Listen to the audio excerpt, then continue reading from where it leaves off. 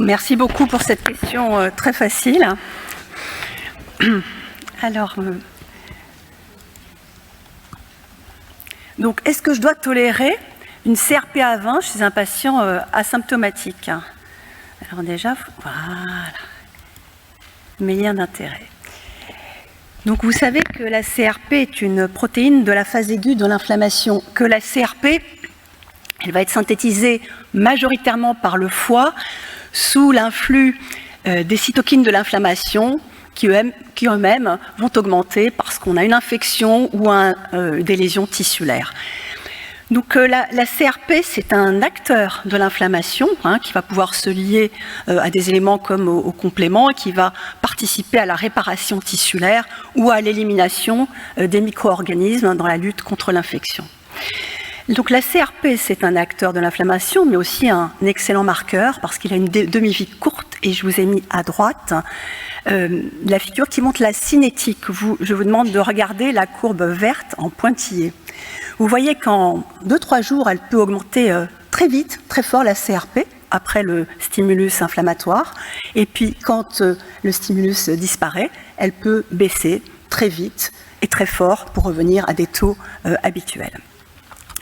Dans les MICI, les CRP, c'est donc un outil de surveillance, mais qui doit être interprété de façon dynamique. On fait des dosages répétés, on les compare à la CRP initiale et précédente. C'est un marqueur d'activité inflammatoire, surtout dans la maladie de Crohn. C'est plus un marqueur de gravité dans la RCH, parce qu'ils élèvent peu leur CRP. La diminution sous traitement permet d'évaluer la réponse thérapeutique et c'est une véritable cible thérapeutique. Vous connaissez par cœur cette frise de Stride et je vous ai surligné en rouge, oui, on doit atteindre la rémission clinique, mais aussi la normalisation de la CRP. La limite de ce marqueur, c'est que 15% des personnes n'augmentent pas leur CRP et qu'elle varie peu dans les MICI peu étendus et dans la majorité des RCH ambulatoires. Alors, est-ce que l'augmentation de la CRP prédit la présence de lésions en endoscopie? J'ai choisi de vous montrer cette méta-analyse qui a évalué plusieurs marqueurs, donc la CRP, la calprotectine fécale, la lactoferrine, dans leur capacité à détecter les lésions endoscopiques chez des patients atteints de MICI, mais il est vrai, là, symptomatique, c'est à la limite de la question qui m'a été posée. Donc 19 études éligibles, 2500 patients. J'ai surligné en jaune les résultats concernant la CRP en bas. Vous voyez une sensibilité globale de 49%, une spécificité de 92% pour la présence de lésions endoscopiques. Et lorsqu'on s'intéresse à la probabilité de trouver des lésions endoscopiques, si on regarde une probabilité de 75% en bas, eh bien, vous voyez une valeur prédictive positive de 95% et une valeur prédictive négative de 38%. Je vous ai mis en haut la comparaison avec la calprotectine fécale qui, on sait, a une excellente valeur prédictive négative. Dans cette méta-analyse, il disait que finalement le cutoff idéal, c'est 5 mg par décilitre pour la CRP. Alors, vous me posez la question, est-ce que je dois tolérer une CRP-A20 pour un patient asymptomatique? Donc les questions que je me pose, quelle est l'évolution de la CRP? Quelle a été la valeur initiale? Quelle est la valeur précédente? Est-ce que j'ai devant moi un patient qui a une MICI silencieuse, finalement qui n'a jamais été symptomatique? Ou est-ce que c'est un patient qui est en phase d'amélioration clinique? Est-ce que ce patient a une autre cause d'augmentation de la CRP? Est-ce qu'il a une infection? Et puis, le contexte de la MICI, je vais y revenir. Est-ce que c'est une MICI récente, une MICI ancienne? Quelle est la date d'initiation du traitement? Quelle est la ligne de traitement? Est-ce qu'on a un ou plusieurs antécédents chirurgicaux? Quels sont les autres marqueurs d'inflammation de la MICI? La calprotectine, l'endoscopie, l'entéro-IRL. J'ai pris 3 vignettes cliniques pour illustrer quelques situations qu'on peut rencontrer. En haut à gauche, Bernard, 28 ans, il a une iléite de Crohn de 20 cm, diagnostiquée en 2020.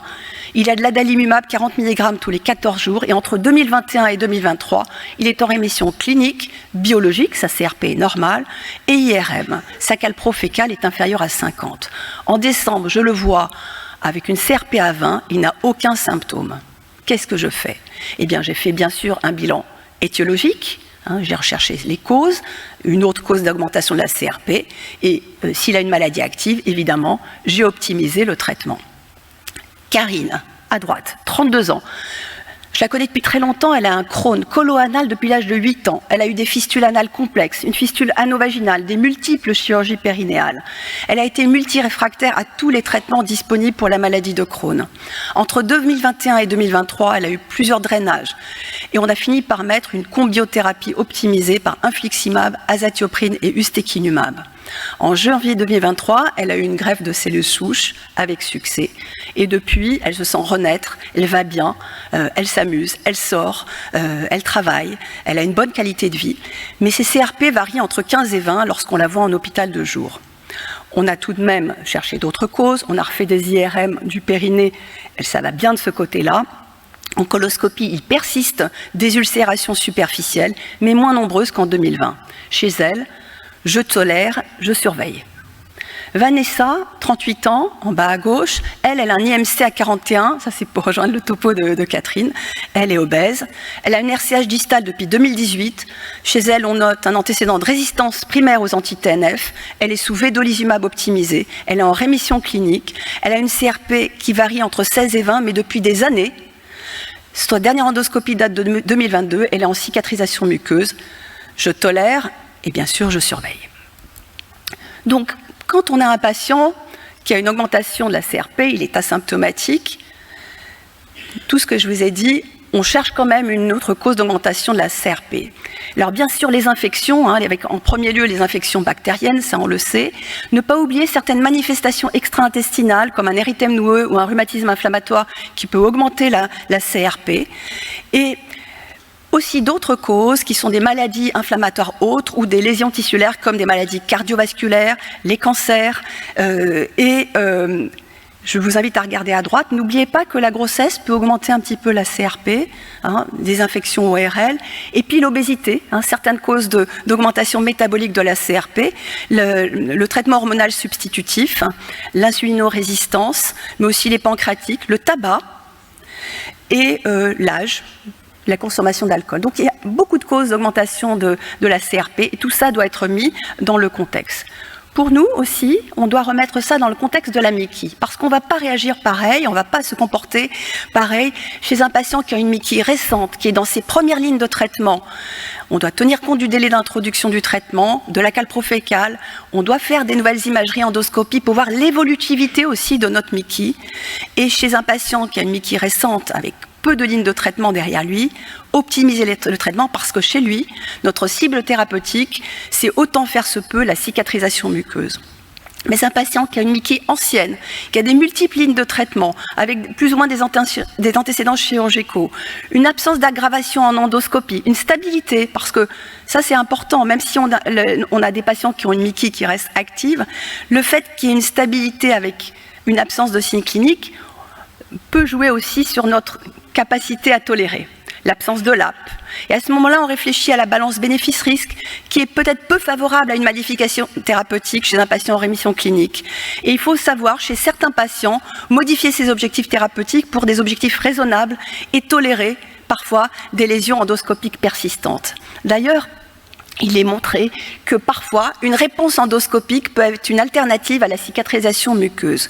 Je vous ai mis là-haut les définitions récentes de la réponse endoscopique. Pour le Crohn, c'est diminution grosso modo de 50% des lésions, quel que soit le score utilisé. Pour le Mayo, c'est un score supérieur ou égal à 1 et UCUS supérieur ou égal à 2 de diminution. C'est toujours évolutif. Et lorsqu'on regarde soit l'étude de Schnitzler que je vous ai mis en bas à gauche et qu'on compare les patients qui ont une cicatrisation partielle par rapport à des patients non cicatrisés, on voit que lorsqu'on les suit, il y a moins de risque de chirurgie abdominale majeure. Et en 2016, il y a eu une méta-analyse justement pour évaluer les études qui étudier ce point de cicatrisation partielle ou de réponse endoscopique. Évidemment, les études qui montraient une cicatrisation muqueuse complète montraient une meilleure efficacité au long cours. Mais si on étudiait le risque d'hospitalisation ou le risque de chirurgie majeure chez les patients en cicatrisation partielle par rapport aux patients non cicatrisés, eh bien, on avait une diminution significative chez les patients en réponse du risque chirurgical et du risque d'hospitalisation. En résumé, la valeur de la CRP doit être comparée aux valeurs précédentes et initiales. Il faut toujours éliminer une infection et rechercher une autre cause d'augmentation de la CRP, tenir compte du contexte et de l'histoire de la MICI. Et en cas de MICI ancienne, avec des multiples de traitement, on peut tolérer, et bien sûr surveiller, une CRP à 20 ou des lésions persistantes chez un patient asymptomatique. À discuter au cas par cas et je vous remercie. Merci beaucoup, Vered. Place pour une petite question.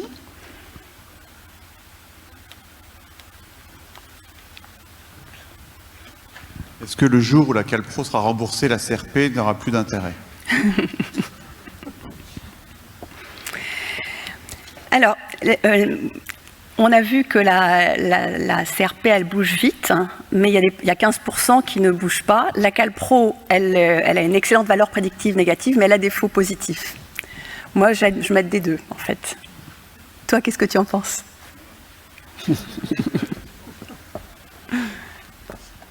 Merci beaucoup, Vered.